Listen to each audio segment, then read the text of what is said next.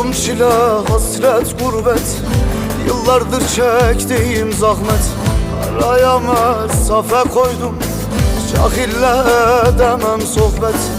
Yolum çile, hasret, gurbet, yıllardır çektiğim zahmet.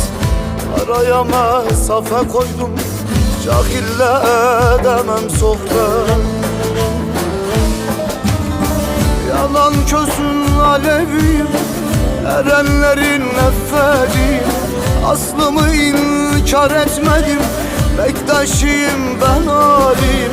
Yalan közün aleviyim, bir sultanın neferiyim. Aslımı inkar etmedim, bektaşıyım ben alim. Ben aliyim dost.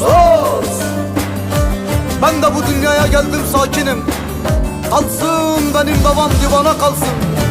Muhammed Ali'dir benim vekilim, kalsın benim davam divana kalsın.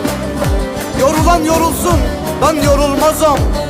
Derviş makamından ben ayrılmazam. Dünya katısından ben sorulmazam. Kalsın dostlar benim davam divana kalsın. Hakikatten ayrılmadım, batıl yollara sapmadım. Aradım ilmin yolunu, ışığından hiç kopmadım. Hakikatten ayrılmadım, batıl yollara sapmadım. Aradım ilmin yolunu, ışığından hiç kopmadım. Yalan közün aleviyim, erenlerin neferiyim. Aslımı inkar etmedim, bektaşıyım ben alim. Yalan gözün aleviyim, bir sultanın neferiyim.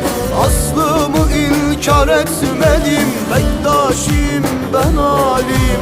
Ben aliyim dost.